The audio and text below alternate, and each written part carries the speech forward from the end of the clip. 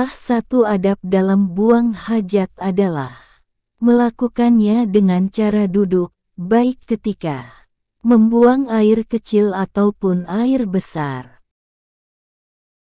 Buang hajat dengan cara berdiri adalah pekerti yang tidak baik dan tidak dibenarkan oleh syariat. Dalam hal ini Sayyidah Aisyah menjelaskan. Diriwayatkan dari Aisyah radhiyallahu anha, beliau berkata, barang siapa yang berkata bahwa Rasulullah kencing dengan berdiri, maka jangan kalian benarkan. Rasulullah tidak pernah kencing kecuali dengan duduk. Hadis riwayat An-Nasai. Dalam hadits yang lain, Rasulullah secara tegas melarang kencing dengan cara berdiri. Larangan tersebut seperti yang tercantum dalam hadits riwayat sahabat Jabir bin Abdillah. Rasulullah Shallallahu alaihi wasallam melarang kencing dengan berdiri. Hadis riwayat Baihaqi.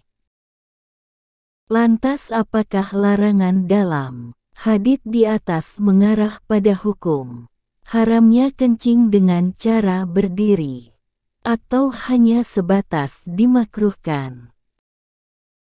Para ulama menghukumi kencing dengan cara berdiri sebagai perbuatan yang makruh selama tidak ada unsur kendala, sehingga pelakunya tidak sampai terkena dosa, meski perbuatan itu sebaiknya tetap dihindari.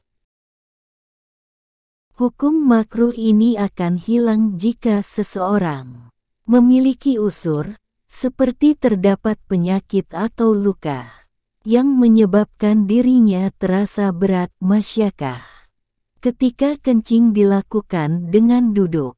Perincian hukum demikian seperti yang dijelaskan oleh Syekh Sulaiman Al-Bujairami. Makruh kencing dengan berdiri tanpa adanya unsur.